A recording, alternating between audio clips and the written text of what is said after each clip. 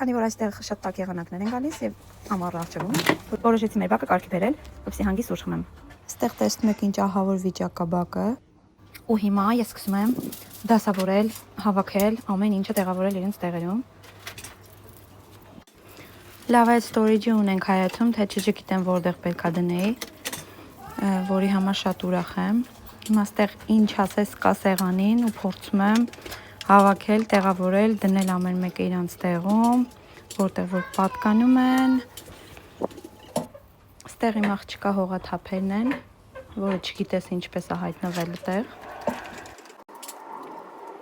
Եվ հիմա այս ամեն ինչը փորձում եմ հավաքել, սա դեռ կիսատ թողած գրշի ավելցուկներն էր, որը պետքա դեռ տեղավորվի, այստեղ փորձում եմ ավլեմ հայկական ավելն է սա իմ, որը տրաքած ավել է կոչվում,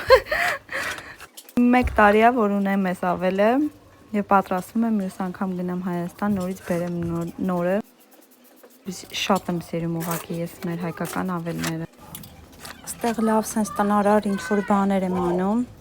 մեր հարևանների ձայներն է լսվում, կողքից մի լսեք,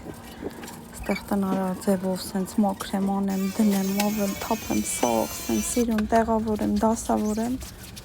հանգիստ իմ համար, որ վայելեմ։ Սա էլ վերջնական տեսքն է, բայց ունեմ դեռ բաներ գնելու, ավելացնելու,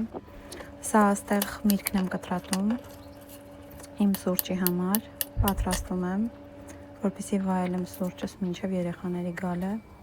խնդրեմ, սա էլ սուրճս, որին շատ երկար էի սպասել, մեր հայկական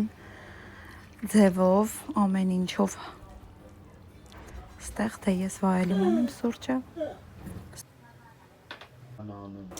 իսկ հիմա հաջողություն կտեսնվենք հաջորդ ռիլում, բա-բա, բա-բա։